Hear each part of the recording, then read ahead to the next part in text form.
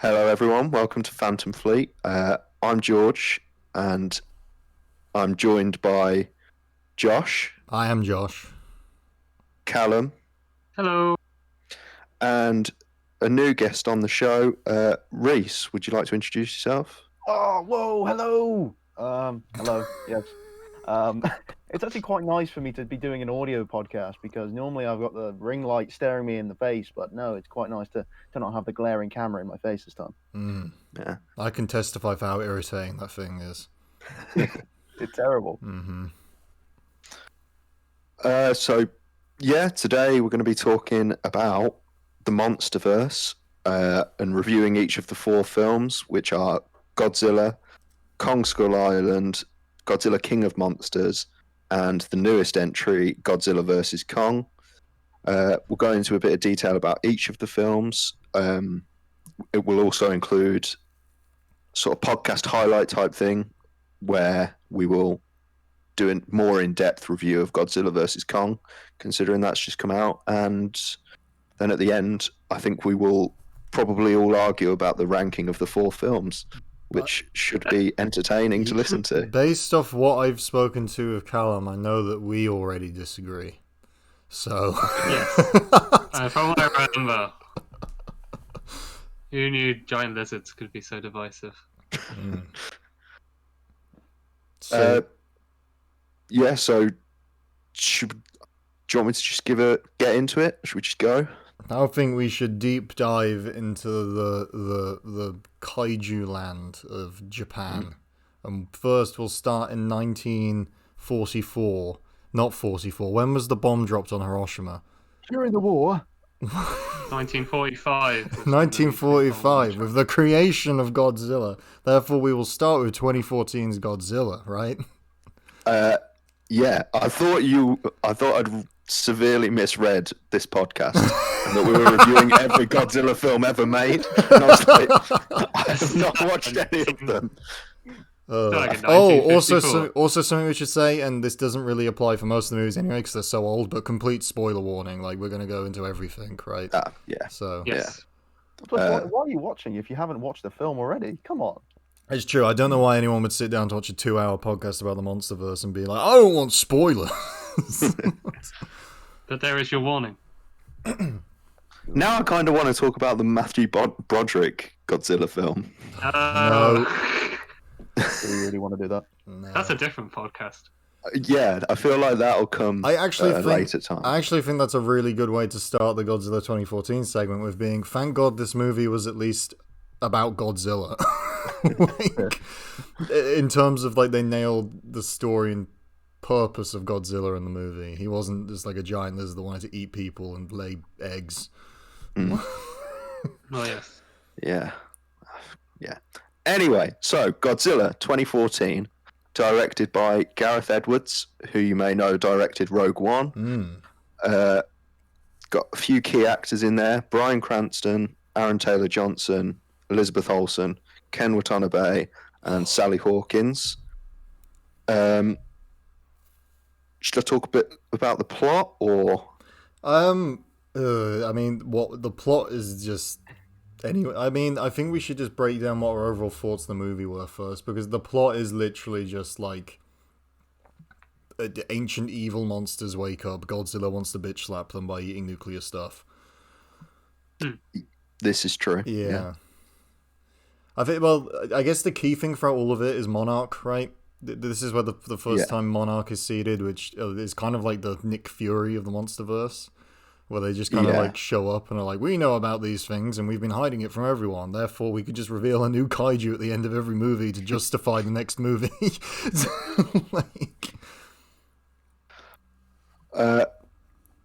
So, Reece, what were your thoughts on Godzilla 2014? We'll let you start. So I'd watched Kong before, I believe. You did, yeah. So I was like, when I was watching Kong, I was like, oh, this is all like, getting straight into. And then like, you go into Godzilla and you're like, where is he? Where's Godzilla?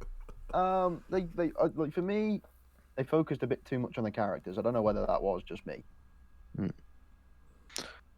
Yeah, I get what you mean. I think that's kind of been a criticism of all of the films, really. But in terms of like seeing Godzilla, I kind of liked how they did it. Like it was stylistically like, I've not seen the films, but it's a bit like Cloverfield type thing where you can't actually see it. It's exactly it's like that, actually. Yeah, like it's really hard to comprehend, which is a pretty cool way to look at it, I think. But yeah, some people didn't like that because they just wanted to see Godzilla, which, again, I also agree with. It's a bit of see both points. On that point, without going into too much of what I think about the movie, it is quite odd because they go for the Cloverfield thing, but the reason that works in Cloverfield is because it's a horror movie. Like, the tension and the dread builds up to you seeing whatever is causing this tension and dread for the entire movie. With Godzilla, it's like, you know what it is. Like, the film's called Godzilla, but then they go half into that type of thing where they have establishing shots that show, like, the scale of Godzilla really well. Like the paratroopers parachuting into the city and it just being a giant leg or body that they're going past. I feel like they didn't dedicate to it being like the Cloverfield style where it's more mysterious but works. But then they also were just like Godzilla's fighting these things on a newscast halfway through the movie. So it's quite odd, like on that point anyway. But I'll let whoever's going next go. Cal, do you want to jump in? Yeah, I think on that point as well, I think Gareth Edwards has said that he was inspired by the original, the 1954 Godzilla film, and that how he was a metaphor for Hiroshima and that. And it's interesting that works because I think that first film is like a human drama and a metaphorical thing first, and Godzilla is in the background. So I feel like that's what this film tried to go for, but I will echo what other people said, and I think setting it up so well in Hawaii and then kind of just showing it on a news report is a bit anticlimactic. And I respected what they were going for, but I think just a little bit of a fight or something in Hawaii could have gone a long way to satisfy the people who wanted a Godzilla dominated film. You're right, because like the lead up to that as well, with like the flooding and the tsunami from Godzilla standing up, that's like a perfect way to, you know, set up tension and dread for a scene that like this thing leaving the ocean can literally cause like something that could kill thousands of people. But then they have that really weird just hard cut when he's finally revealed and like, oh hell yeah, it's going, and then it doesn't. Like, it's just so odd. And the cam work's amazing in, especially in the Hawaii, because it's all shot. From memory, it's all shot from low, from like a human angle almost. So they do a really good job of making Godzilla seem massive, really showing the size of him in those. But then, like you said, hard cut. Absolute unit, Godzilla. He is in those movies. That's one of my favorite things about this whole thing is that Godzilla is a thick boy, like he should be. Big chungus on that. Big chungus Godzilla.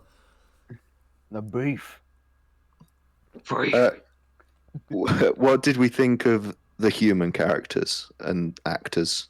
Bryan Cranston was bloody amazing. For the 40 minutes he's in the movie.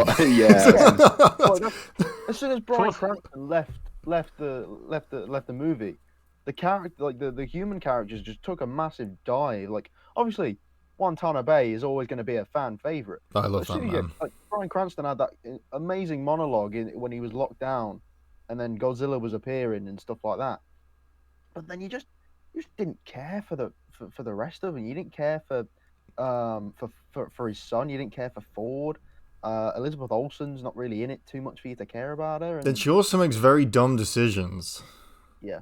She's like, keep the kid in the city that's being attacked by a giant kaiju. Oh, wait. The city's being attacked by a giant kaiju. Better get him on a bus with a stranger. Maybe trying to get rid of the kid. I mean, her literal entire character arc was just, she is related to the main character, and she's a nurse. Yeah. Apart from that, no idea. But Ken Watanabe and Sally Hawkins is like part of Monarch. They're amazing. Really they good do characters. exactly what they need to do. But Ken Watanabe's character, while he is like my favorite thing in the Monsterverse, because I've always loved Ken Watanabe, and he's like the kaiju whisperer in these movies. I really, like Callum mentioned it earlier, that the movie, its forefront is this message about nuclear power, right? And nukes, using a nuke, and Hiroshima and everything. And there's that line in the movie where randomly Ken Watanabe's character, is it Dr. Shirazawa, I think, right? He reveals the watch and says, this was my, is it father's or grandfather's? It was one of them. Grandfather's, I believe. And saying it stopped, it broke the day the bombs fell on Hiroshima. But like, they don't really go into anything like that other than in like a thematic level. It's not like, they dropped the bombs, they were trying to kill it. Like, okay, that's it. And then he has this watch. I just wish there was a bigger significance to that in the movie. It's another thing where it's like they're half doing something but not fully dedicating to it. Yeah, I think there was always a risk though with that, like especially in just a monster movie, that could come across quite heavy-handed. I imagine that would be quite difficult to sort of weave into the story. But I agree that there maybe should have been a bit more of something like that. It's just I really wish that because you get the sense that Godzilla is this like force of nature to restore balance. Like that's the whole point of Ken Watanabe's character. He's constantly telling people that, and then at the end he's just like, let them fight. But I guess I also am obsessed with like the origins of Godzilla as well, and that's all linked to Hiroshima, so I really wanted that to be more of a thing other than a PowerPoint slide. Which it is. Well, it's not. It's a projector, right? He's projecting a bunch of images and videos. But yeah, I mean, it's still cool that they touched on that, though. But if I guess I'm talking a lot about my opinions on the movie anyway, so I'll just like round off what my thoughts are. Like, I really did think when I watched the movie the first time that it was great, but the more that I watch it, the more I get irritated by the things that I overlooked the first time. So like after watching Kong and King of Monsters and Godzilla vs. Kong, going back to that 2014 Godzilla movie, which is allegedly within the same Monsterverse as everything, it's so difficult to overlook the hiding of Godzilla and the fighting, because the rest of the Monsterverse now is just that. So it would have been like my second favorite if it had been done before like King of Monsters or Godzilla vs. Kong. But I still enjoy it, but I do think, like, from what we've spoken about, it has a few pretty big flaws that if they were changed slightly would have made it amazing. Because the cinematography and everything is like fine. It's great even in some moments. It's just the handling of Godzilla, the kind of like meandering story plot that just kind of justifies this soldier dude that, like Reece said, no one really cares about because the guy's not a very good actor, in my opinion. And they got rid of the best thing about the movie within 40 minutes. So it has a lot of... It's admirable, but has a lot of problems, I think. Before we move on, should we talk about the Mutos? We've not really mentioned them too much. What do we think of them as the antagonist, I suppose? Was it massive unidentified terrestrial organism or something? Yeah. There you got it. Yeah. That's pretty much it. That's what they are. That's it. Let's move on. Yeah. No, I like that their whole goal was to mate and, take over the world like that. Like, I liked that, and I liked the spider design, especially when it shows them on the news reports. There's like shots of it down and just stepping on buildings and crushing them. I thought that was quite cool, but when compared to what you see later on, they seem a bit primitive. What we're about to discuss. that was a very nice segue. So I think we should just move on to Kong Skull Island, released in 2017, directed by Jordan Vogt Roberts. No idea if I said that right. I think it might be Vo. I don't Yeah. really know. It's a strange word. Who is directing the upcoming Metal Gear film? I know. I saw that earlier There's a as Metal well. Gear film. Allegedly. Huh. I think it has been in development for a while, but I think it might be development hell. So Yeah. we'll see how that goes. Okay.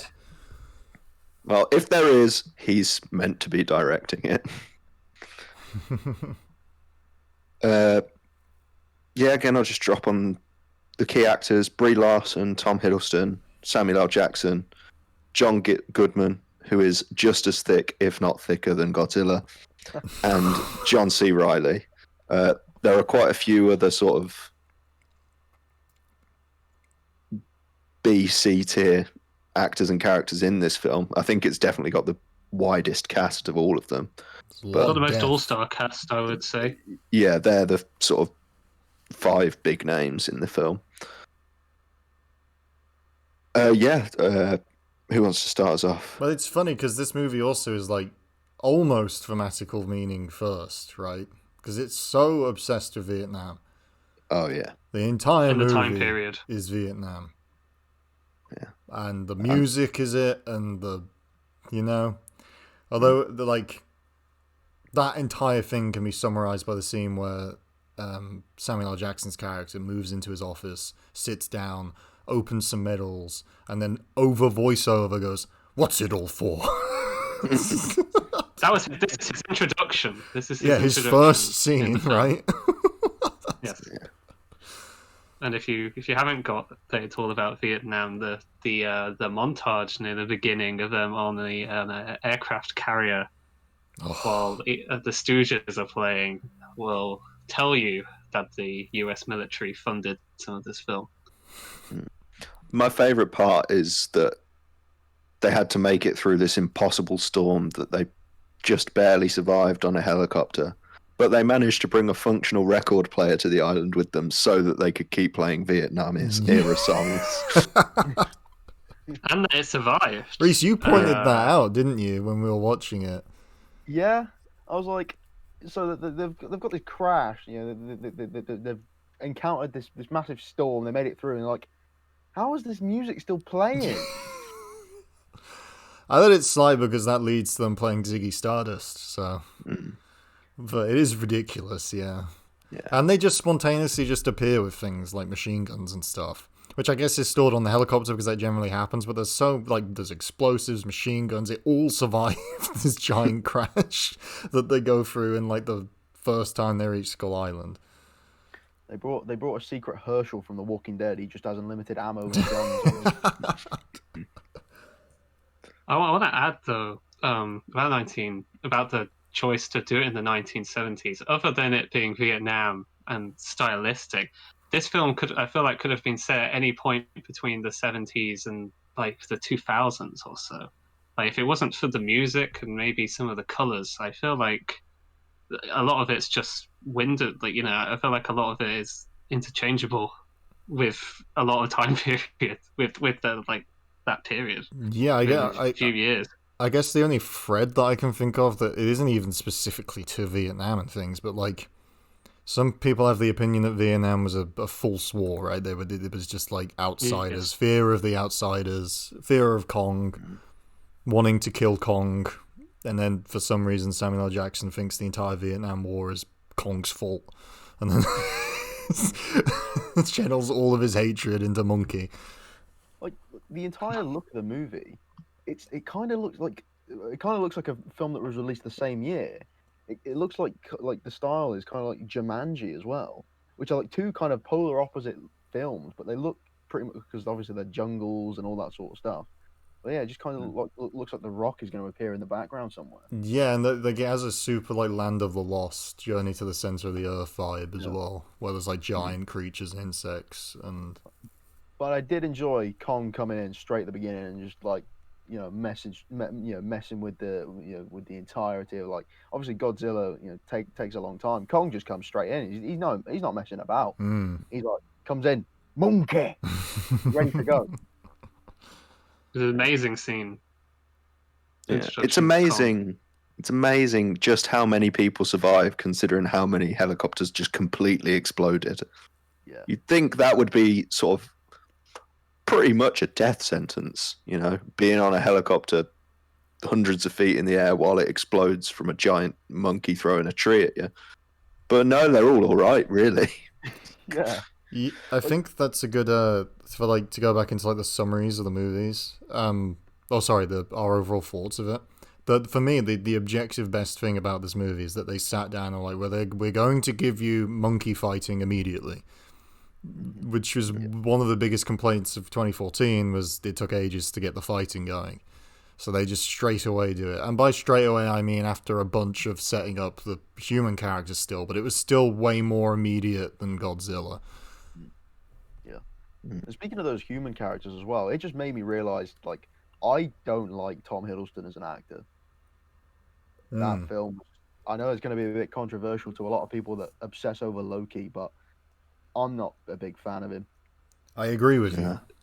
Josh is a big Loki fan. Be careful what you say. Shut up. I hate Loki. He just doesn't. I don't hate him in this film, but that's because he doesn't offer anything. Exactly. He doesn't offer anything to get angry at. He's British. And that's better than he does better than some of the other human characters in this Monsterverse that are actively annoying. So I suppose that's a benefit in his threats, but he's quite bland. Bland is the word. It's fine because John C. Reilly makes up for the entirety of his performance. Yeah. Yes. I was going to say John C. Reilly is by far the most interesting character. Mm-hmm. Yeah. Really good, but. And he comes in like halfway through the movie. We've got I to see Tom Hiddleston for the entirety of the film. Yeah, I kind of wish the movie had sort of been like the scene at the beginning where John C. Reilly's younger character and the Japanese pilot both crash and then have to defend themselves from Kong and all the shit on the island.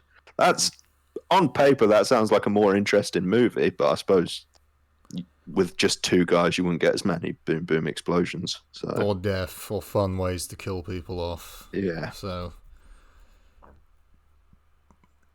the best death in the movie is where. Are you about to talk about the best death in cinema history, George? I think I might be. Okay, we'll see. Where the guy decides to sacrifice himself by blowing himself up with grenades, but not just walking slowly towards the skull crawler and then getting smacked into the side of a mountain and slowing him down.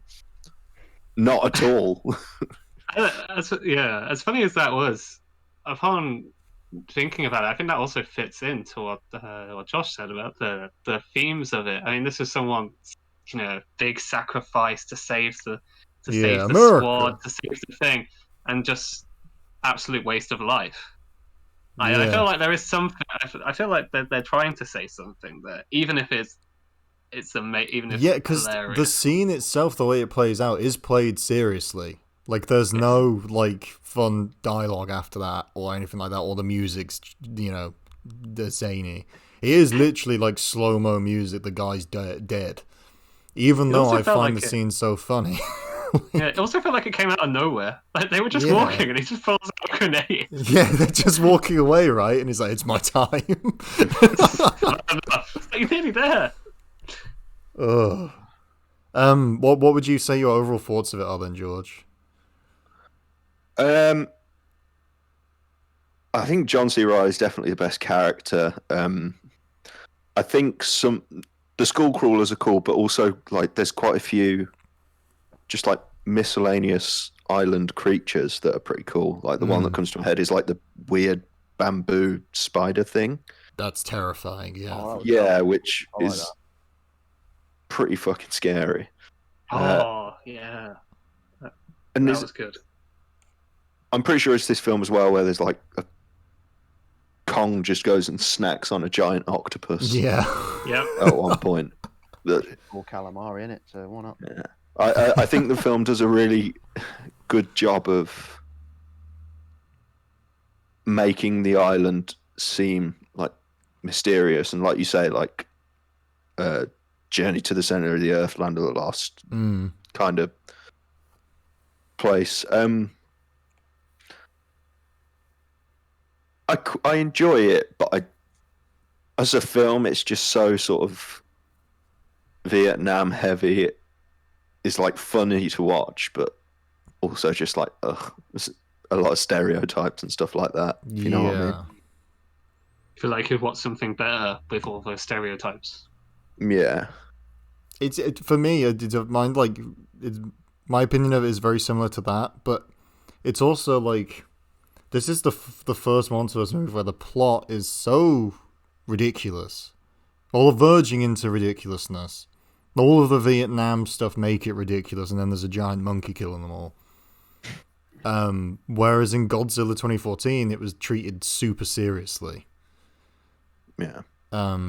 Which I still think Kong Skull Island tries at moments to treat itself as seriously, but it has, like the moment we were just talking about, the guy sacrificed himself. It has zany as hell moments. Also, another moment which is both horrifying and also kind of zany is when John Goodman's character dies and carries on taking the photographs inside of the Skullcrawler. That moment is like terrifying, but also like you've now got a Skullcrawler running around with its belly flashing, which is kind of odd. And then like Samuel Jackson's character is a meme. His last words in the movie is literally "motherfucker." Like, so that like mother. And then he gets crushed by monkey. But that's what I mean. It's another. I guess it's another case of them not properly dedicating, which is a theme of the MonsterVerse in general, where it's like, do we dedicate a movie to character and plot, or do we dedicate it to big kaiju fight? What I will say to like round off my thoughts is that I think it is better than Godzilla 2014, but I also don't think it's a clear like. I could understand people preferring 2014 to Skull Island and vice versa. In my opinion, I don't know about anyone else. Like, what did you think, Reece? It just depends on like who like everyone prefers. Like, obviously, if you're a big fan of Godzilla compared to a massive gigantic monkey, then you're gonna prefer 2014's film. But you know, I thought this was, in my opinion, it was better. But then there was thing that I wasn't a big fan of. Obviously, you got the skull crawlers. They were like the big thing on it, and just the big kind of the big villain was legit just introduced as the big one. Yeah, I'm just like, well, give it a cool name at least, or make it look cool. Like it was just a big skull crawler. It was just like, yeah, they'd gone on Microsoft PowerPoint and they'd enlarged it slightly and plopped it back on the screen. It's actually, I'm pretty sure the big fight in Peter Jackson's Kong movie, I don't know if any of you have seen that, was a T-Rex, which is way cooler in my brain than just a bigger version of the thing that the humans have been managing to avoid reasonably well. Like, yeah, I enjoyed it. I enjoyed monkey bits. Samuel Jackson was easy to hate, along with like the rest of the people that were just trying to kill Kong, and then like the understanding of Kong being like the leader of the island. He's the guy that's saving them from all the other kaijus and the massive bamboo spider and the octopus and all that sort of stuff. So, Brie Larson was like she didn't really do much other than take pictures. She wasn't in there for many story reasons. Again, Tom Hiddleston was pretty meh. John Goodman was great again until he died. Kind of filling the Bryan Cranston role, but Bryan Cranston kind of did it better in Godzilla. Yeah. And then obviously John C. Reilly was fantastic. So yeah, I thought it was an enjoyable experience. As I said, I watched this first, so this was kind of the first, sort of exposure to the monster universe. But yeah, it was a good start for me. So I don't have too many complaints, but there are a few bits that here and there that are a bit strange. Yeah. Any final thoughts, Callum, or should we move on? I I wanted to add to Reese's Brie Larson thing. There was a really interesting. There's that moment where she meets Tom Hiddleston for the first time. She's like, "Oh, I'm anti-war. I hated taking. If you took all these pictures of the war, you would hate it too." And then that's just never brought up again. Which I think again, it just the whole Vietnam. I think it's a bit hollow, but because it's on its own island, it's on its own uh, ecosystem. I think it manages to make much better stakes because you don't think, oh, the world's not going to end. But the island could all blow up or something. And I think the world's built pretty well. Like all the creatures, all the little spirit creatures going around, and all the tribal stuff with the wall and the, uh, the art. I think it did a really good job of building itself up as its own thing, while obviously building towards a larger thing at the very end with the post-credit scene, which was a great thing because it shows at the end, before you've even seen any of them, Godzilla, King Ghidorah, and all that owned by Toho, and I was like, no, they weren't. They weren't in the film, and then the post-credit scene. I think that's the best way to do a post-credit scene. I actually forgot about. I don't know how I forgot about it. For some reason, I blocked out like all of the native tribe peoples of Skull Island from my brain. But that was a part I really enjoyed. It like gave you. It was just like again, it gave me like all of those classic like imperial based stories from Britain, where it's like some guy getting marooned on an island and becoming one with the natives. Yeah, then exploring like uncharted territory. It gave me like that vibe pretty well, but in a good way, not a terrible way. In the way where like people who hate each other cross boundaries and come together.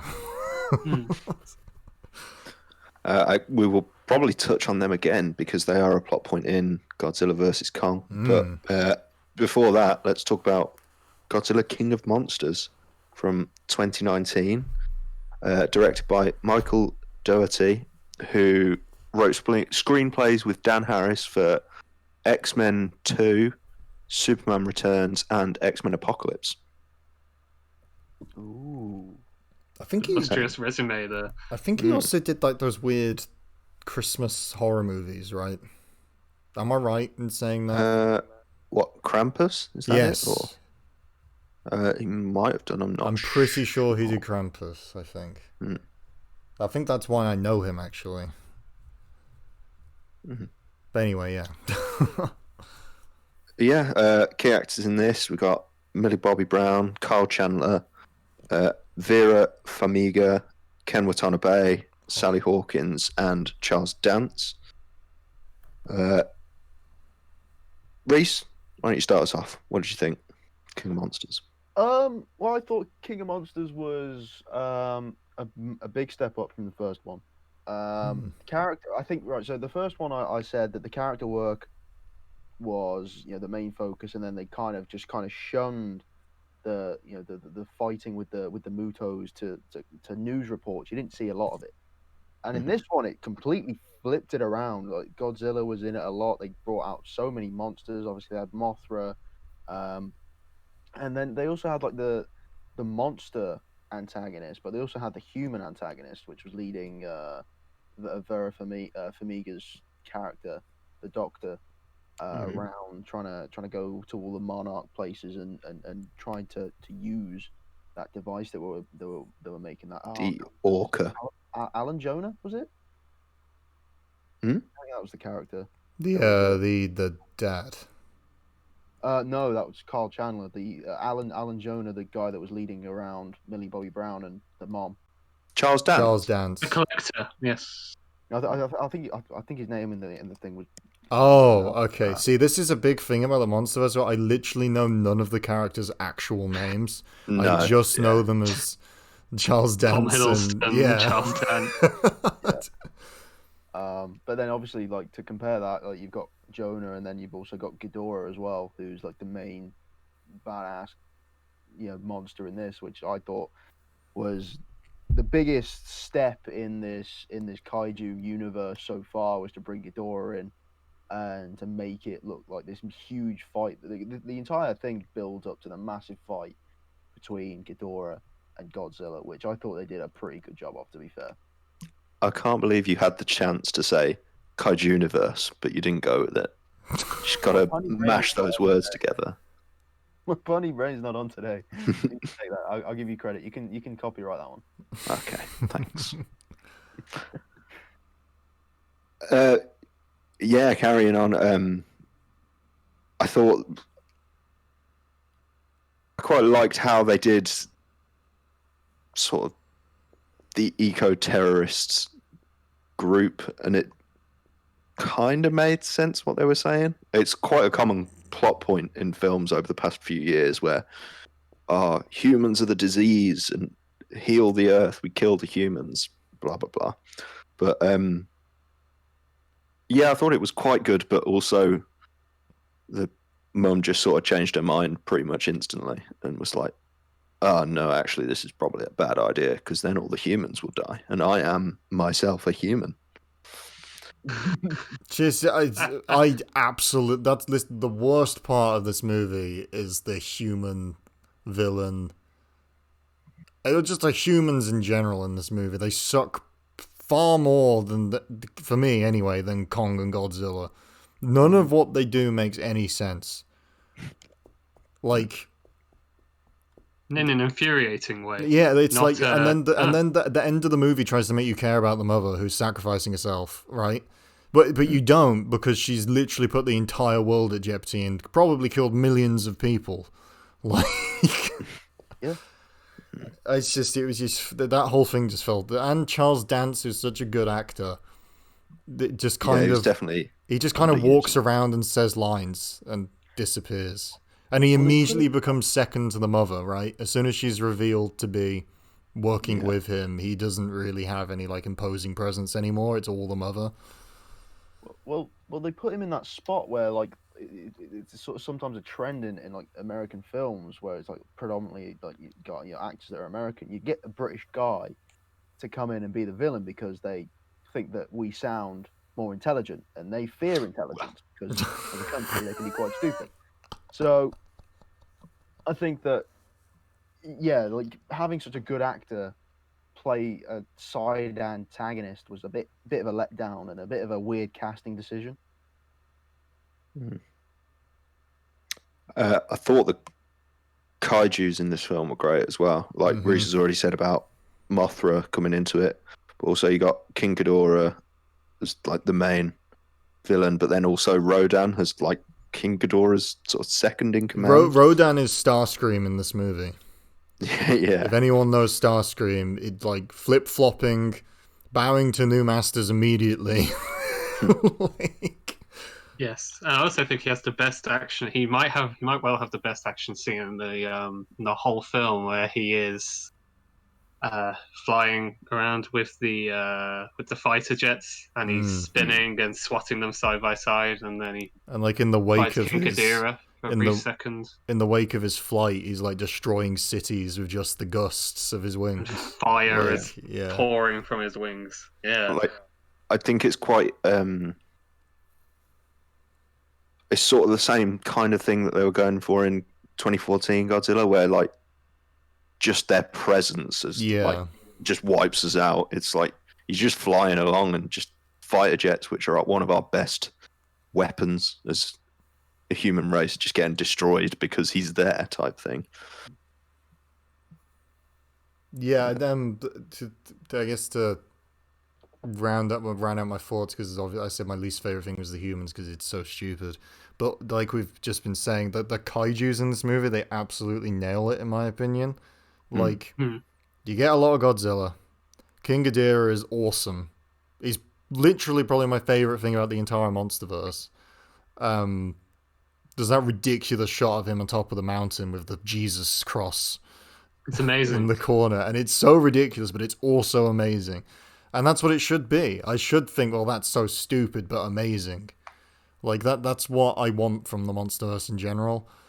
And, like, the fact that Ghidorah had, like, 3 different personalities, the middle head was leading the two other heads. One of them was dumb. Like, it just, and then like Reece said, like the big final fight is amazing. They even do nuclear Godzilla. They like, it's the first time they like go to the ridiculous level. As in 2014, I was baffled they gave him a laser. Because that's something he usually is avoided. It was avoided in the Matthew Broderick movie. And they went even further, and we're like, not only are we going to give him a laser, we're going to give him one of his ridiculous level up modes. Touching back on the human side, though, while it wasn't the best overall, I think we can all agree that Ken Watanabe's sacrifice and just broing the fuck out with Godzilla in his house is just beautiful. taking his helmet off in the center of the earth with spontaneous. Not getting destroyed immediately. This is on the list of the top 10 saddest anime deaths of all time. Doesn't he say? He says in Japanese, "Goodbye, old friend," or something. Yeah. He? Yeah, Oh. that's right. Again, though, It's the best human scene in the whole Monsterverse. yeah, and like it's so ridiculous, but it also works because of how ridiculous it is. Like, And because it's Ken Watanabe. Angus is Ken Watanabe. But yeah, that you're right. That while it does have the worst human moments, that probably is my favorite human moment from it all. Although he just kind of decides that it should be him. Like on the ship, he's like at the plane before they go in, and like someone needs to wake up Godzilla. He's like, I will do it. It's like, No, I will do it. He's already had his sick moments of watching, his sick fantasy of watching Godzilla fight. Exactly. He's completed life now. In that moment, he's like, wait, I get to watch Godzilla fight and go to his house? Exactly. Which is it's even more of just like a ridiculous sacrifice when you realize that he apparently has a son, but we'll get to that. Yeah. And he gives his life's work to a character he's known for maybe a week. And doesn't like very much, I don't think. And falls out and looks disgusted with him half the time. Oh my god. But yes. While we're still on the human part as well, though, I just want to it kind of touches on the ignorance of humans that they're still using guns and nuclear weaponry, even though that's what's used to charge the kaijus, like the nuclear energy and the guns aren't going to do anything. Yeah, like they know at that point from Monarch at least knows that it doesn't work, right? Well, they're all just kind of trying to use these weapons. It just shows the ignorance and that the humans are in a way control freaks because they don't want to let this the planet slip to these kaijus that obviously are the pretty much owners of this universe. Apex predators. Pretty much. And the humans are just like, no, it's ours. We've been the one, creating all these buildings and the technology, and then you see Godzilla just come in and swim through the entirety of a town. Yeah. Like that for me was kind of in summary the worst human bit was the ignorance of them all, still shooting. What's an AK-47 gonna do to Godzilla? I agree, but they also do make a new weapon, which does kind of kill Godzilla, but also not really, because Ken Watanabe gives him a nuke suppository. Oh yeah, is that oxygen? The oxygen bomb thing, yeah, I don't think it kills him, but it requires him to go charge up, and they say that it would take him too long to recover before Ghidorah would have killed everything or whatever. That was a weird moment. It's like they just needed a reason to give Godzilla the nuke level up code. Yeah, and then that justifies Ken Watanabe dying as well. So that is a very odd moment. I also think it's odd that they're deciding to kill the thing that they know from 2014 saves them. Yeah. This just in general, the human decisions in these movies, they're only there to justify kaiju moments, and they don't do a very good job at making me care about them or understand why they're doing it. Yeah. But yeah, humans in this movie kind of suck. Not even any of the actors. I can say I liked in the first one Elizabeth Olsen gets a pass. She's an Olsen twin. She's also Scarlet Witch. okay, maybe Alan Taylor Johnson doesn't get one because I don't like him as well. But Bryan Cranston in the first one, and then Watanabe as well. So obviously, who carries over? But I think the actors in the first one make up for how bad they are, or for how bad the characters can be. In this one, you just don't like any of the characters or the actors. I kind of liked Millie Bobby Brown, but she doesn't really have big enough character moments for me to really like her as a character. No. She just kind of like realizes everything's wrong, runs away, and nearly gets killed. Yeah. But for me, I care tenfold times more about Ghidorah in the movie, or Ghidorah, it's one of them, than I do anything else. So, and they nailed that. So I thoroughly enjoyed King of Monsters. And I will probably watch it again just for Ghidorah, and Rodan. Like, I keep forgetting about Rodan. Rodan is so cool in the movie. And then there's that shot with all the other kaijus. There was so much kaiju stuff in this movie, but I think you had, in terms of it cutting between things when they're showing kaiju stuff, Cal, I don't know whether you want to touch on how you felt about King of Monsters, because I remember you mentioned something to me the other week. About how it kept cutting back and forth. Yeah. Yeah, I had that problem specifically in the final battle, and where like the previous two films, I think, with final battles or whatnot, knew when to dedicate it solely to dedicate it to the monsters. I'm thinking like Kong and the big Skull Crusher had it mainly dedicated to them for a while. And Godzilla, the main bit of that is Godzilla and the Mutos. Although again, that's more human. That's a bit more human than Kong. I mean, King of Monsters is just in that final battle. It's just constant cuts to the humans, and I didn't care about the humans. Yeah. And it was just annoying because you could actually see in the background stuff that was happening, but I just, like people shouting at the wreckage of like shouting for Millie Bobby Brown to come out, and it's like switch back to monsters. Although that's probably more a problem. I didn't like the human stuff, to be fair. But I thought there was way too much human stuff in the final part, especially in the final battle. Should we move on? Yeah. Oh, sorry. No, there's been a single thing that I've been meaning to say that I keep forgetting and then keep reminding myself to say because it's linked to something about Godzilla vs. Kong. Okay.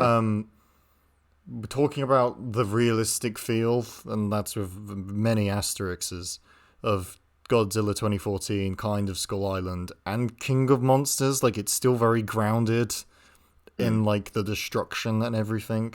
They start having these more sci-fi elements in it, like the Orca and them containing them, and Monarch becomes slightly more sci-fi, and they have like that Avengers plane.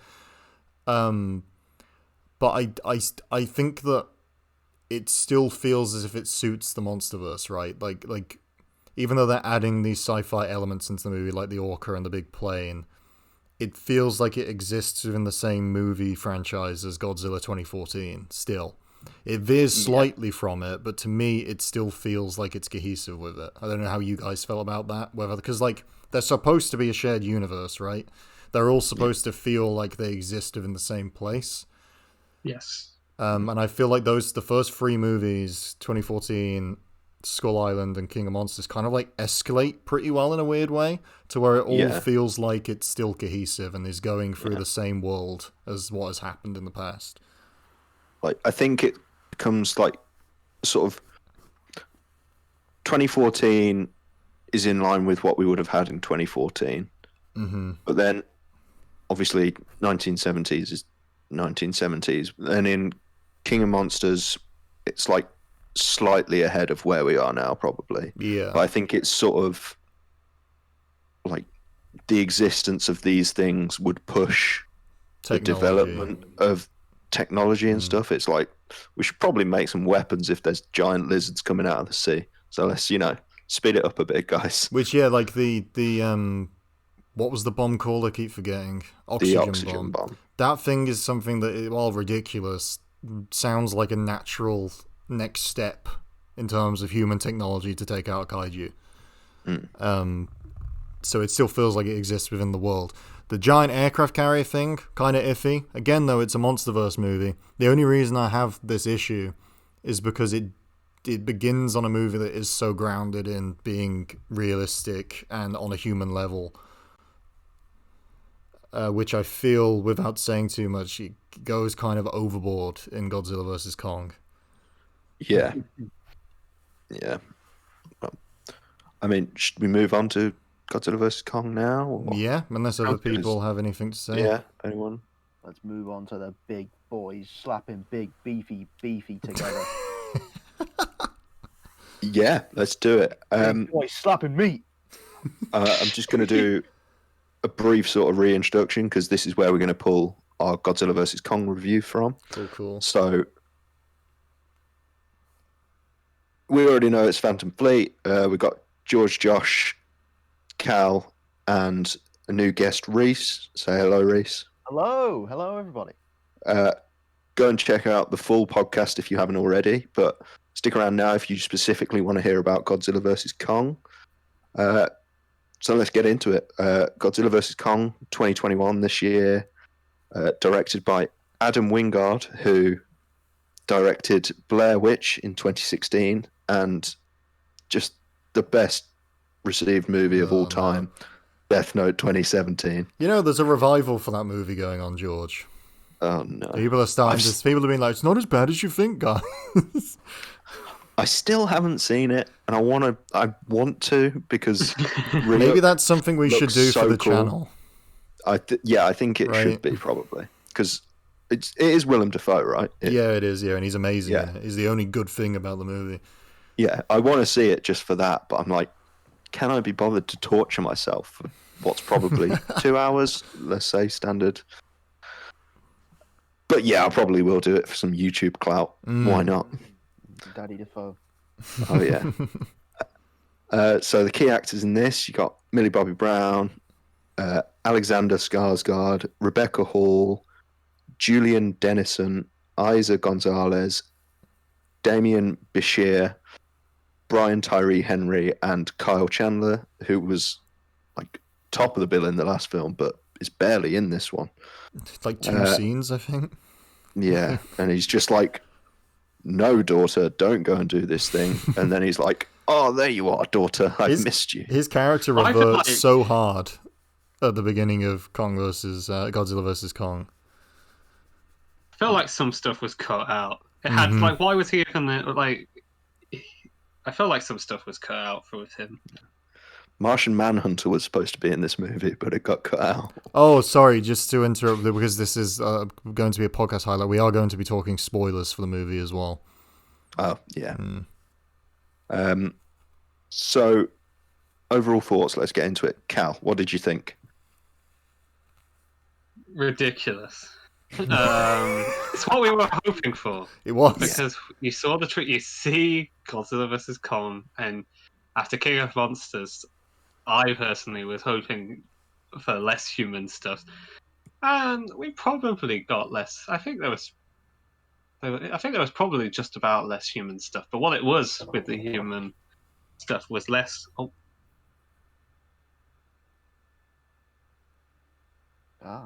I believe Callum's muted himself. He has. I have a feeling he was going to touch on the gradual decline of the human element in the Monsterverse movies. Which, in this movie, they really, really don't care about the human story, like, at all. It's still there, but there's, like, nothing to, like, make it... There's no, like, big thematic reason for them, or anything like that. They literally just exist to do plot moments to justify Kong and Godzilla doing stuff. Which is good. In my opinion, anyways. Like... taking out the human elements and just being like, let them fight, as Mr. Ken would say. Rest in just peace. Let them fight. I mean, I think overall the human stuff was like better and sort of gradually phased out, like you said. But the weird Millie Bobby Brown side quest human stuff really got on my nerves. Not gonna lie. You It didn't was like like- Conspiracy Man.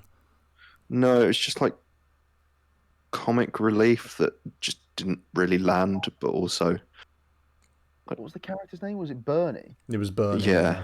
Oh, yeah, I didn't like that guy. What about when they poured alcohol on Mechagodzilla's controls and that's what got him killed? And yeah, you would have thought one control panel. yeah. Oh, So I don't. We assumed you were talking about the how they treated the human characters in the movie, Cal. Before you. Yes, yeah. apologies. No, I it's all had good. connection problems for a second. Yeah, and then with this one, they just are just so dumb-headed. I can't say it for a better word, but the actions of the characters seem to all be summed up with that. With the woman that shows up on the I know Kong what you're gonna ship. I say. think it's Maya. It's the daughter of the person who runs Who Apex, runs right? Cybernet Apex. Yeah. Cybernex.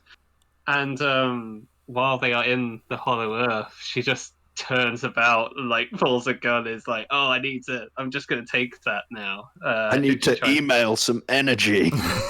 Yeah, hang on, I need to transfer some energy. This is what we've been doing all along," and evil laugh and whatnot. And then they try and escape, and they just shoot Kong for some reason. They just start shooting him in this flying ship, flying craft. And then of course Kong swats them away and they die. And I think that He crushes them, actually. He grabs crushes them and then Yeah. looks at them and crushes them. which is what we all wanted to see. Yes. But no, I think that sums them up. They're just all I can't even think of the word. They're just vacant. They like, but that's what we wanted after Godzilla King of Monsters. I think people wanted less involved humans. I think that's what we got. Touching back on the point that Josh made just earlier in the podcast about the development of technology across the films, it just goes out of proportion in this film. It went from 100 to 1,000. Yeah, it was just like, Yeah. we need to go to the center of the earth. If it went So like here's- 10, 50, 100, it went 10, 50, 100, a million. Like, Like, oh yeah, we've got these Tron mobiles to go to the center of the earth. It was just, yeah. oh god, no, but I'm sorry, I have to interrupt though, because this movie, it's so ridiculous. Like, Callum, you nailed it by saying that it's ridiculous at the beginning, because I have written down that this movie is basically like a WrestleMania event with like Kong and Godzilla, right? But Yes. and then the things that goes to the center of the earth. There is literally a scene in this movie after Kong and Godzilla fight. The next time they like see each other is through Godzilla firing his laser to the center of the earth and staring down the hole at Kong, and both of them roaring at each other through this tube to the center of the earth. And then they go to fight each other. It's amazing. It's so ridiculous. Has there ever been anything cooler and dumber in film history? It's like when kids like use the two cups and put a string on the end of it, like try to hold that, but like with the center of the earth. And they're just smack talking each other. You can tell. Oh. What up, bro? It's like a moment in wrestling where like the person in the ring turns around during his speech and then there's like the other wrestler enters. Or that other one where there was a guy stood on top of the building and it zooms to the top of the building. I can't remember what match that was, but that always makes me laugh. The Wall and Hulk Hogan. Yeah. Yeah. Oh god. But no, this was the WrestleMania for people who don't watch WrestleMania. Exactly. This is for casual fans. Yeah, a quick rest in peace to Hong Kong. Not only did they destroy every single building in the city, but also there's now just a giant hole. Yeah. Yes. I feel like that's probably going to mess with something or other physics-wise. Yeah, it's not great. Field. With their advanced technology over there, I think they should make some sort of like tunnel. To, Yeah, an elevator. yeah, or like a really, really long, fun slide that they can make money on. Like that old Barclaycard advert where they're going on the water slide down around the city. Exactly. Be like that. You say that, I feel like that actually might be a plot point if they do another film Yeah, where if- it's just if like they an do. elevator to the Hollow Earth type thing. Monarch base in the Hollow Earth. Yeah. To go back to like overall thoughts, while I like love the movie for being just like this wrestling match of ridiculousness, and also Mechagodzilla, which insane. Like in terms of like, I never thought I'd be able to go to the cinema and watch a movie with Mechagodzilla in it. For one, I mean, you couldn't rip well, COVID. that's but, true. yeah. I dream soon, Yeah. maybe. But and this is such a double-edged sword because and I'm going to sound like a hypocrite because it's things I don't like about the other movies. But the Godzilla always has this like, it's always has this like thematical themes of, you know, man versus nature and what happens when we push the boundaries too far, and it's completely gone from this movie. It only exists as man crazy trying to like Jurassic Park logic, but done way less intricately, where it's just man creates Mechagodzilla, man cannot control robot. Godzilla and monkey have to destroy it. Which I guess is touching at like man not being able to control what their creations and, you know, the unspeakable things to nature. And even that has a really cool plot point where it's actually Ghidorah's like psychic link that's controlling Mechagodzilla, which was really cool. But I don't think the movie feels as if it exists in the same universe as the other three movies, purely because of how ridiculous the technology is. And I also don't think, I think it steers away from what I want a Godzilla movie to be, which I still haven't gotten properly. But then the original series did the exact same, right? It became like this Power Rangers thing where every week there was a new Godzilla form. Yes. And new enemy, and Ghidorah returns as Mechagodzilla next week on like. Anyone who has watched in preparation the original Godzilla versus Kong footage from 1960s can attest to how that evolved. Yeah, how the original Godzilla series evolved. It actually kind of mimics it reasonably well, but I just really wish we had. I guess if the first Godzilla movie had done it slightly better, I wouldn't have this complaint. But my biggest thing for the movie is that I don't know whether it justifies itself as being the end of the Monsterverse movie, or like at least the end of the big chapter of this Monsterverse arc, because it just doesn't feel like a natural progression from Godzilla 2014, in my opinion. And because it's just a natural reskin of Batman versus Superman. Oh God. Yeah, the way funner movie though. Than Sinks. It is. It's a way funner movie. It is. It really is. Like just seeing these huge monsters fighting, but like, I like as a kaiju, I like Kong better. So I was a bit disappointed that Godzilla was, but it makes sense in a way because it's a giant lizard thing that shoots nuclear lasers and gets nuclear and stuff and. Yeah, it goes Super Saiyan. Reece, did you say as a kaiju I find Godzilla better? Yeah. That can be taken two ways. Reveal your true form now. Yeah. Well, but I you know what? I feel like I love Mechagodzilla, right? But I feel like having a like a Mecha Ghidorah, like someone's made Ghidorah instead. Maybe that would have been a bit like funner to like, obviously because they put Ghidorah in the second Godzilla film because they didn't know whether they were going to continue it. Yeah, and I feel like that's why Mechagodzilla's in this movie as well, because they've lost the rights, I think, Legendary, and now Toei has got it back. But Yes. they I think they're currently in talks actually about what's going to happen. Well, the film did really well. It's like the highest grossing COVID film, right? Yeah. So that might give it some help. But I just wanted to ask, what did people think of Mechagodzilla's design? Cool. Here's the thing: Mechagodzilla in my brain is this really retro-looking, clunky box lizard robot. And it is kind of clunky looking in the movie. It has really long arms. This was my problem with it as well. That's why I brought it up. Yeah, It looks really cool, but then the arms were just like really long and like the dinosaur grabby claws that you can get. it also didn't really in the original Mechagodzilla Godzilla run. It had like rocket palms, and I'm very sad that it had like thrusters on its hand, right? So when it was punching Kong or Godzilla, there was like jets coming out of its fist.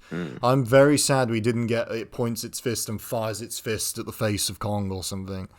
Like it's like a callback. But you're right. The proportions of the mech looked very odd, I think. Yeah, it wasn't just me that thought that. Then I'm glad. It didn't take away from it that much because I'm just like it's a giant robot. But I do understand it being slightly distracting. Yeah, no, I still thought it was awesome, and like, I think from what I've seen of like the older Godzilla stuff, it kind of fits in with that. Like, it is kind of goofy look. It's meant to not be a kaiju, but it is type thing. So yeah, it works. It's always looked goofy. Yeah. It's kind of like a symptom of those. Not that it looks like anything from Alien, but Alien and Star Wars have the original Star Wars movies have a symptom of like imagining what a future thing would look like, and it all looking like current technology just made cooler looking. You know, like more complicated.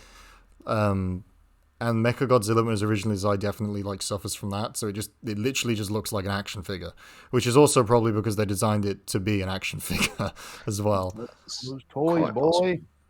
Well, yeah, I actually want to say that. I remember I read a interview where Alan Wingard, the director, said that he was inspired. Mechagodzilla was inspired, designed by Transformers designs, by in his words, simplicity of Transformers designs. Interesting. Which is maybe why there's not as many complicated, bloated pieces on him, like like you imagined him having. Grimlock want to fight Godzilla. Oh my god! Yes, That was really loud. I want that movie now.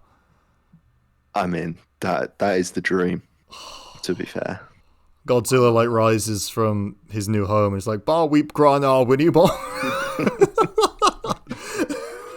Optimus Prime would rip their hearts out. Oh, they would both die, especially if it was Bay vs. Prime. Anyway, who hasn't given their overall opinions, or have all of us? I've all touched upon it.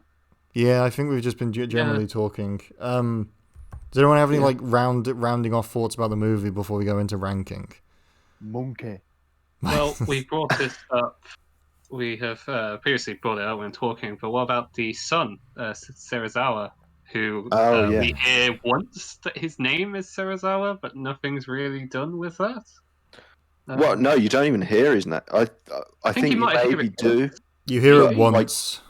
It's not obvious. Like, I was like, did I hear that? And then I had to go on like a 10-minute Google hunt to find out that it was in fact his son. And there's no attention. It goes back to like the point you made, I think, Al, where it's like it seems like a bunch of stuff was cut out of the movie. Yeah, and like his character is meaningless, and also the fact that he's like going against what his father would want is odd. Like, and we don't know why he's doing that. And on that point of like these plot points existing don't really make sense with the other movies, which also goes into my point of it not feeling like it's a justifiable end of the Monsterverse movie. At the end of King of Monsters, Charles Dance's eco-terrorist organization secure Ghidorah's head, right? Mm-hmm. And that made me think, oh, they're going to make that as the way to balance the ecosystem, Ghidorah or Godzilla. But then, in this movie, the company that have Ghidorah's head are making Mechagodzilla to kill the kaijus, which doesn't align with Charles Dance's organization at all. So that doesn't make sense either. There's a plot hole there where it's like, well, what happened with Charles Dance and the eco-terrorists? And why did they give this organization that are working for the exact opposite thing that they want? Why did they end up getting the skull? This just took... Me and Josh had a brief sort of text conversation about the film after we'd both finished it. And we did actually come up with like a semi-competent future film involving Charles Dance, in that I can't remember the name of the kaiju. I'm hoping you do, but it's like, are you talking about the bio? Yeah, the one that's like made from plants and stuff. Plants and stuff. Think Yeah, it's Gigan. No, Gigan is the Bioland. Right. There you go. Gigan's like the weird, like, Power Rangers looking thing. Anyway, carry on. Yeah. In the future, they could bring Charles Dance back. That would maybe fill in the plot hole, but also it quite suits his character because it's made from like eco-terrorism or whatever. But yeah, who knows whether we'll get another film. I honestly think that the reason why there's this big plot hole with what happened with the skull and why Charles Dance's organization would give it to someone who's working for the exact opposite thing as them is probably just because Charles Dance didn't want to come back. Really, maybe, or it's because they just didn't care. So I don't know whether that is going to be a thing. Also, because of how dumb the movie is, it's like it doesn't matter. Like to justify that happening is fine. I can accept it. It's just when you think about it as this big overarching ending to a chapter of the Monsterverse, it doesn't really suit my thought process. So it's confused. In terms of like how much I enjoy the movie, I thoroughly enjoy the movie. But the more I think about the movie, especially compared to the other ones, the more independent flaws it has, as opposed to general flaws of the Monsterverse that the other three had. I would say. I feel like the Hollow Earth is a bit... I don't know. Like, they've touched on it before, but in like a different way. And I feel like it's a bit out of place. The whole thing just kind of is to A, get Kong his Godzilla scale axe, and B, so they can email some energy to power Mechagodzilla. I thought it was a cool concept, but like slowed down the movie a little bit. I don't know. I actually thought that was one of the things that made me place it within the Monsterverse a little more. Because it was something that's been mentioned throughout all of the movies, and if they finally show it in this ending one, I get it being just like a place they go to and detracting from the main purpose of the story, being like distracting. But I really like the Journey to the Center of the Earth, Land of the Lost themes from Skull Island, and that was legitimately just Journey to the Center of the Earth in Godzilla vs. Kong. So I didn't dislike it that much. I actually quite enjoyed it, but I could understand why it would detract from your enjoyment, I think. I don't know what anyone else thought of that. Have we touched on the little girl? Yeah. No, I did bring that up earlier, in that they just killed off the entire island between the films, apart from this one little girl. They all just died in the storm. Her and a voodoo doll. Yeah. I remember being surprised because I thought, it's Skull Island, and then it's like, oh no, it's a Monarch base on the bottom of the ocean. But I thought like a start of it could have been show this whatever happened, like show whatever happened on Skull Island, like this, like maybe there could have been a fight or whatever, and Kong gets dragged into this base. I don't know. It feels like there was a lot of ideas in the film, and they maybe couldn't fit them all in. I mean, Lance Reddick is in the film for like a scene. Like he must have been expensive. He can't have been just in one scene. That's also like another example of them taking something that is pre-existing within the Monsterverse and not really treating it properly, which adds to my whole brain bubble of like the big reasons I have issue with the movie. But if I mean, the Hollow Earth stuff was ridiculous, but I quite enjoyed it in terms of like, I mean, it looked pretty, and yeah, I liked all the imagery of Kong sitting on a throne and opening big doors. I thought it was quite good fun, even if, like Josh said, when you think about it, you start to think, eh? I'm in complete agreement with you. Like it does. Like the one thing with that scene of Kong going there is like you see the enjoyment of it on his face when he's leaping from place to place, and it does look very nice. Like they've done really well with like the way that it looks and how Kong is acting as soon as he goes there. I thought that was kind of nice in that regard, like to kind of draw a bit of positives from that little section. Also, I think the creatures there were in the in the credits of all the movies when they show the murals, or at the beginning, sorry, the murals of like Kong and Godzilla in ancient times. I'm pretty sure those flying snake creatures were all depicted in them in like King of Monsters, which is pretty cool. Didn't notice that. That's a good point. They could do a lot of stuff with this the Hollow Earth stuff. Whether they do open it up more in the next, if they decide to do another one. Let's hope that they do. Because they can do a lot more. Let's be fair. They can do a lot more. They can have a lot more ideas. They just got to be creative with it. I really want them to make a new kaiju. Because they did that with the Mutos and the Skullcrawlers, but I feel like they both weren't iconic monsters, right? Yeah. No. Godzilla and Kong are iconic monsters. Mechagodzilla is iconic. Like Ghidorah is iconic. I really want a new villain that becomes like this really cool character within kaiju lore. But other cool little fact about the that I think you pointed out, Reece, or it might have been Scott actually, that the axe Kong gets from the Hollow Earth is like a Godzilla scale. That's why he can power up the axe with Godzilla's lightning attack, because when Godzilla's charging his like laser attack, his scales and his back are glowing blue. I thought that was a really cool idea, because then it's showing how like in the past, perhaps Kong's species and Godzilla's species were companions that ruled the Hollow Earth and the surface.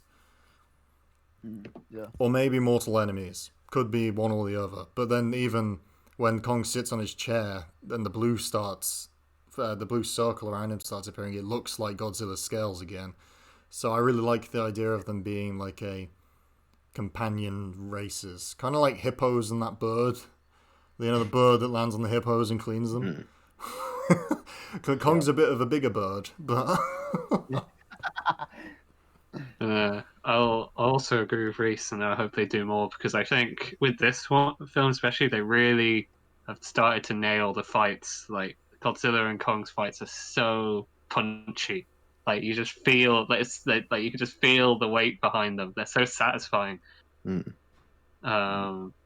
that aircraft carrier, seeing this being whacked across air, and they're swatting down jets. Yeah. I really like those fights. Yeah, Kong getting a crane and parkouring off skyscrapers to twat Godzilla in the face was pretty amazing. Yes. Using like ships in the first fight to using them as stepping stones. Yeah. Like at Takeshi's castle or something. Oh, that was amazing as well. Ridiculous but amazing. But I think they can leave room to bring in a really cool kaiju like Jet Jaguar or something. Oh, that's a deep cut, Reece. Jet Jaguar is amazing. the big Power Ranger involved, the big metal Power Ranger. Oh, that would be good. It would just be funny. And Godzilla won. He did twice. Yeah. Well, it was best of three. Best of three. Yeah, He won in a bit. match. He won a 2 out of 3 falls match. That's what it was. That's what it was. Godzilla chose the first fight. Kong chose the second, and then Godzilla. It was kind of a neutral ground in Hong Kong. Yeah. So that's why Godzilla walked off. He didn't want to get beat again straight away. He had to brush Or off. win, even, actually. Yeah, he had won. He won on the aircraft carrier, didn't he? That You was an odd one. Do we want to get into ranking soon, or because I was just going to say, should we sort of do an ending to this podcast highlight and then move on to ranking? yeah, because I feel like Sure. we've Sounds good. the rest I have to say is about comparing all of them. So Yeah. So, yeah, this is the end of the podcast highlight. I guess the review is that we thought it was very good, very punchy, and that's the kind of thing you like from this film.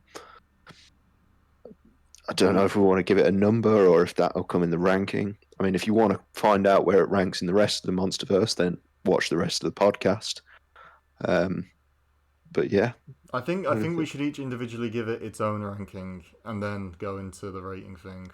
So like to end off this segment, I would say that I would give it a solid I want to say 8, but the more I think about it, it goes to a 7.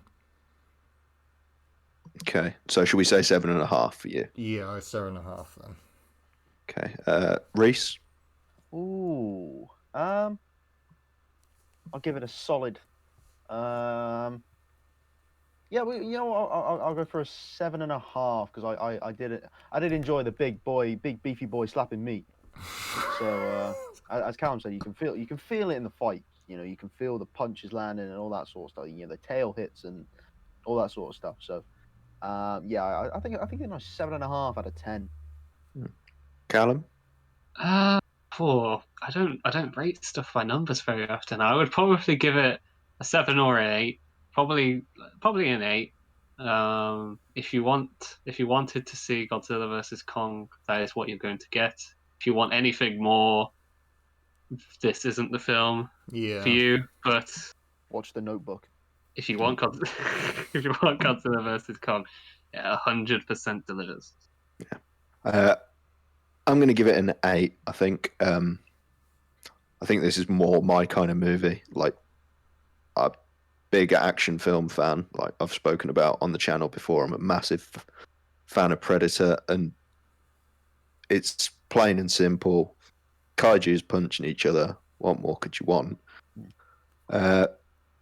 So yeah, but balances out at a 7.75 out of 10.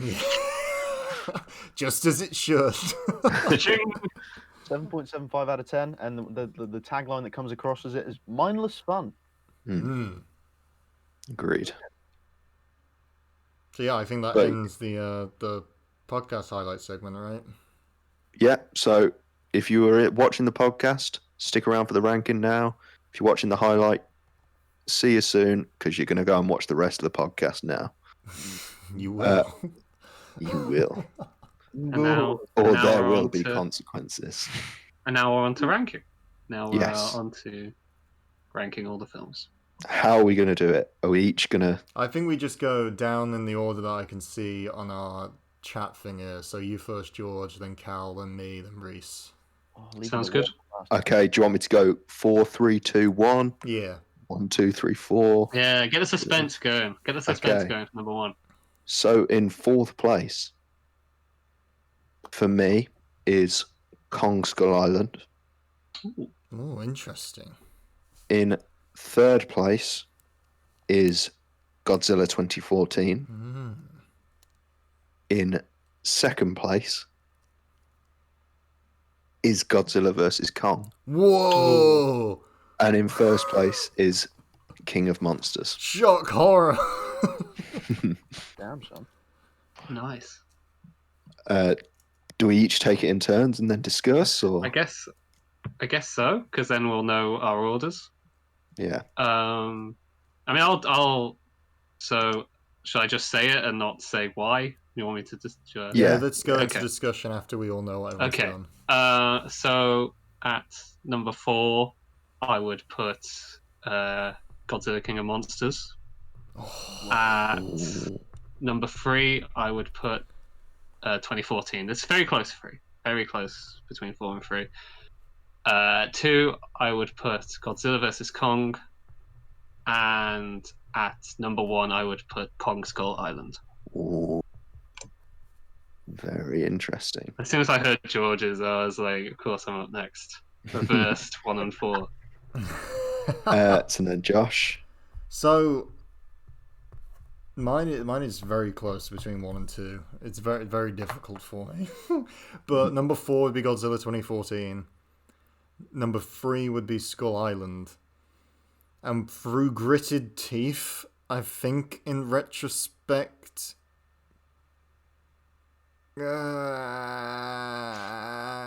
would be He's straining. Godzilla versus Kong. And number 1 would be King of Monsters. Hmm. Well, I kind of agree with Josh. Apart from the top two, because the top two I feel like are pretty interchangeable. Mm-hmm. Like you can say, well, for me, anyways, like you've got Ghidorah in it, who's awesome. But then also, Godzilla versus Kong. There's less the human side of Godzilla, King of Monsters lets it down. So, number 4 is Godzilla 2014. Number 3, Kong Skull Island. Number 2, Godzilla King of Monsters. And number 1, Godzilla vs. Kong. Mm-hmm. We were Nice. all. There was no cohesion at all. between like the top Monsterverse. Like me and you, Josh, like we kind of agreed that Godzilla, the first Godzilla film, right at the bottom, and then followed by Skull Island. Yeah. The common thread is that almost all of us thought Godzilla vs. Kong was the second best. I think we all put it second, didn't we? I'd put it first. Yeah. yes. We Yeah. said it first. Mine is with a caveat though, because if it wasn't, this doesn't make any sense. But if it wasn't attached to the Monsterverse, I would put it at number 1.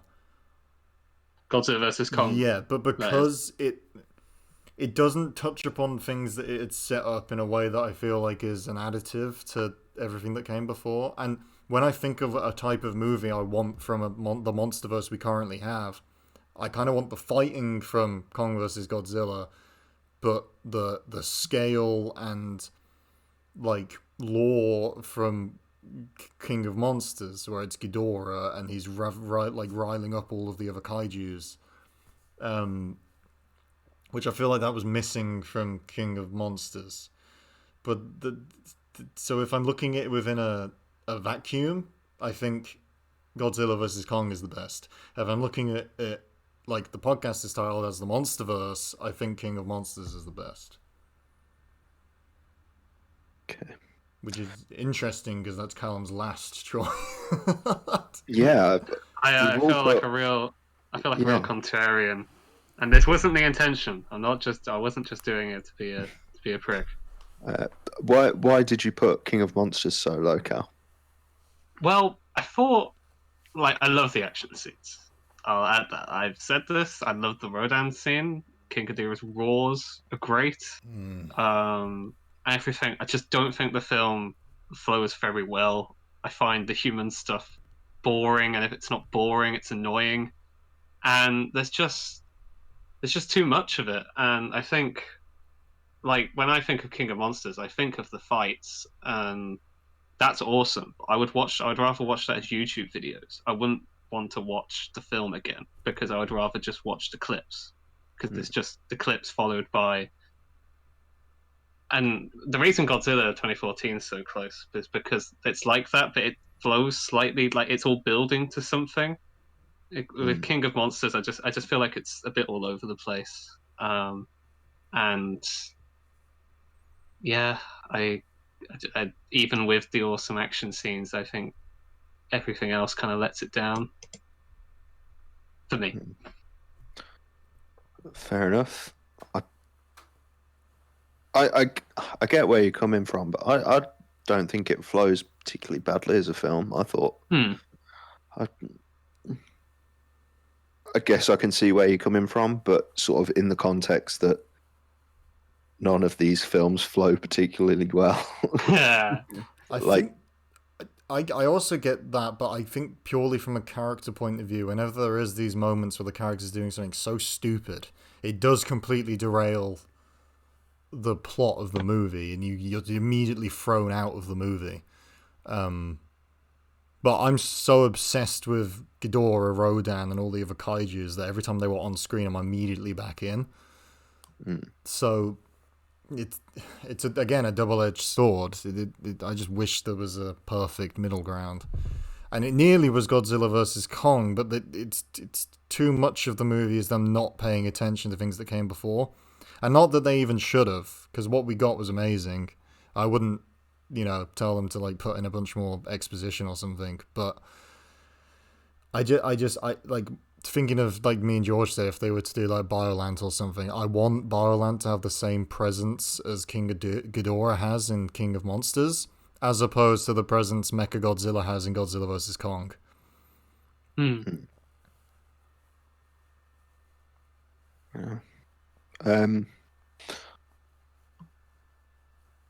Yeah, I guess that's it. Really, it's all just personal opinion. So it's I think with such a small list, any outliers are going to be made even more obvious, like mine and Callum's being opposites. But I think they're all good films, and they're pretty much what they say on the tin. Like, if you want monsters, you're pretty much going to get it. Even in Godzilla 2014, where you don't get it as much. Like, the whole end sequence is devoted to Godzilla and the Mutos, really.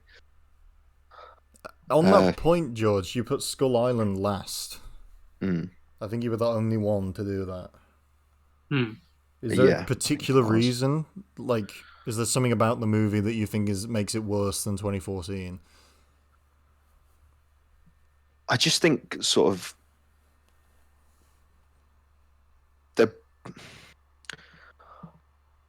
I know it's not everyone's cup of tea, and I just quite like the way that sort of Godzilla 2014 was shot, and I think being at a human level for the majority of the film sort of really brought into scale the kaijus, setting up for the rest of the universe, and I preferred that stylistically over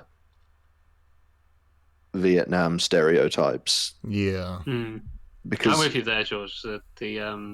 I thought it did a really good job with how Godzilla and Mutos look. Yeah. In that So film.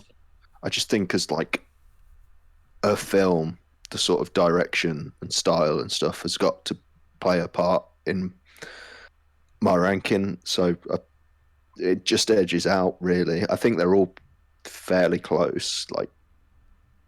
But yeah, like I said, just in terms of overall film, I think just edges it purely down to style choices, which but I would say if I was just gonna put something on in the background, it would be Kong, because it's just like Monkey Smash. Yes, boom boom explosion. It's just that's fine. But if I wanted to sit and watch a film, like, the direction and style of Godzilla would keep me more interested. Yeah, that's fair enough. I think either. Sorry, carry on. I was going to ask Reece. You were the only person to put Godzilla vs Kong above second place. What lifted Godzilla vs Kong above the rest?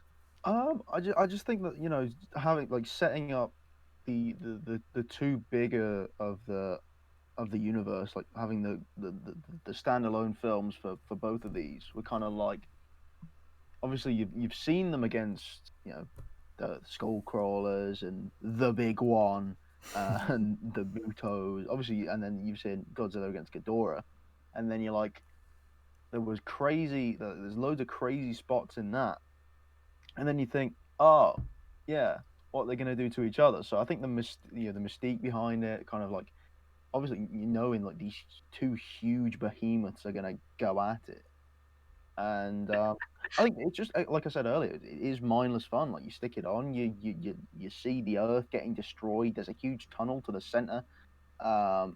Scream offs, lightning, and basically, monkey getting Thor's hammer. I don't know. I think I just enjoyed it. I feel like for me the human elements of other films let them down, Yeah. especially in number two. I was not a fan of Millie Bobby Brown and her parents. Both of the parents, like the dad was a bit like Carl Chandler was a bit meh. The mom was the worst part of any of these movies. It's true. Like, she was terrible. I actively wanted her to die. Like even what she sacrificed herself. I was like, I don't care. I really don't. So yeah, I think for me, Godzilla vs Kong was um is probably my favorite. You know, if like for George, if you're gonna stick a movie on that you just kind of wanna have fun with, he would stick Kong Skull Island. For me, that would be Godzilla vs Kong, just because it's pretty fun. Throughout, and as someone that's never too nitpicky with films, I liked I just thought it was a pretty fun experience to watch, especially as we kind of all kind of watched it together as well. So I thought it was pretty fun. Just to clarify, out of Godzilla and Kong, out of the two I would stick on, it would be Kong. Yeah.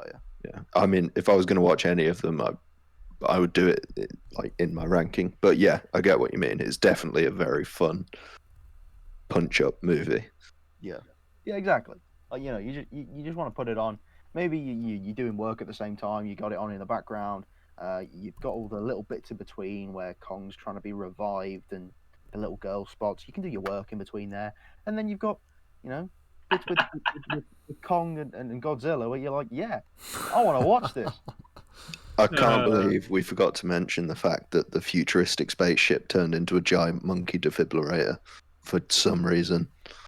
Oh, wait, we forgot about that? Oh, what?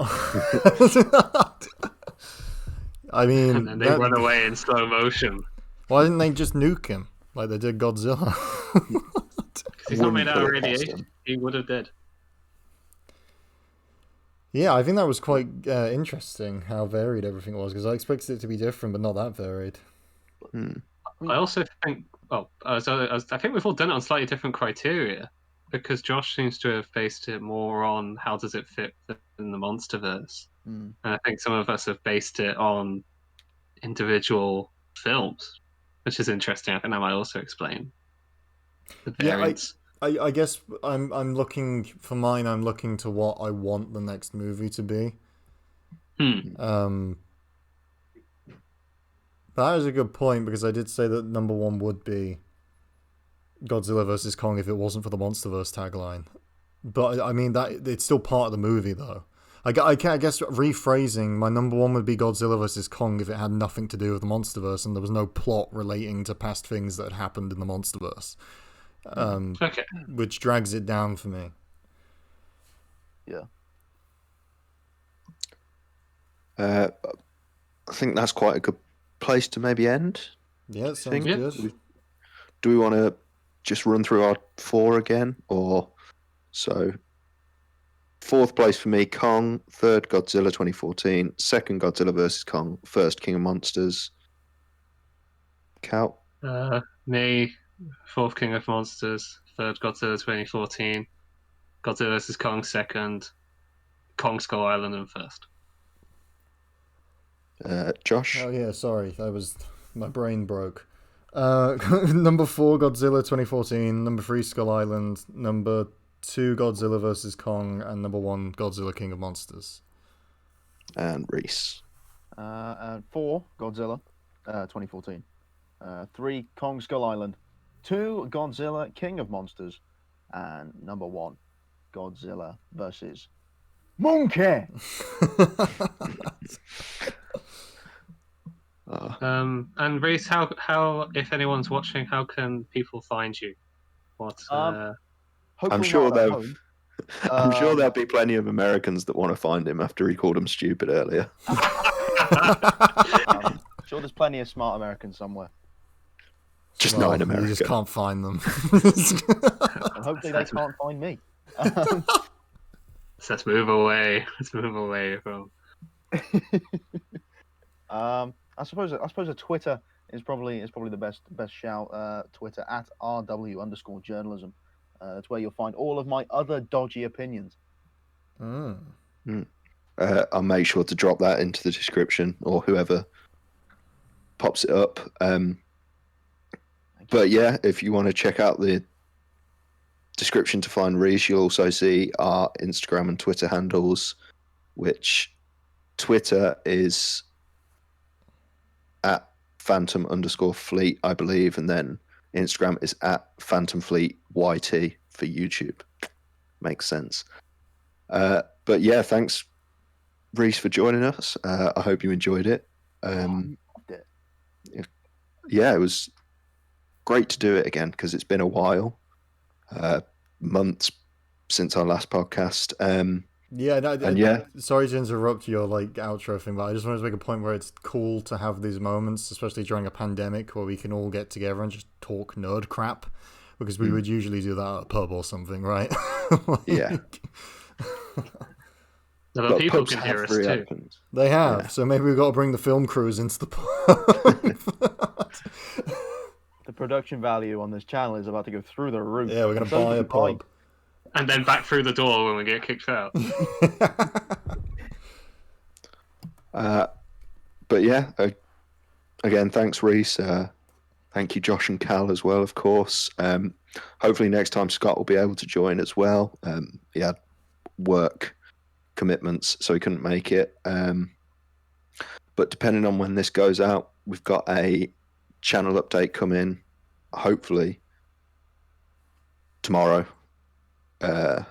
because we want to get it out sort of start of every week. But as you know, it's been difficult for us recently, so we will make sure to keep you updated again, like I said, on the Twitter and Instagram. And I've got a couple of things planned this week, so I'll let you know about those in the channel update. And if you want to know a bit more about where we've been, check out channel update number 2, which is on the channel. That's all from me, guys. Have you got anything else to say, anyone? No, just thank you for having us, George, considering you hosted the video. Yes, thank you. Host is a loose It's true term. But I'd also like to thank Charles Dance for giving Ghidorah's skull to seeming random businessman in Godzilla vs. Kong for some reason. So we got Mechagodzilla. And the people watching the video, /podcast, /whatever they want to call it. Who knows? Maybe Charles Dance is watching the video. Oh, that lovely man. Hi, Charles. If you are, on the very slight chance that you are, we would love to have you on the channel. As one of the more intelligent people in this universe, being British. Of course. But yeah, just thanks for watching /listening, I guess. Yeah. See you next time. Au revoir.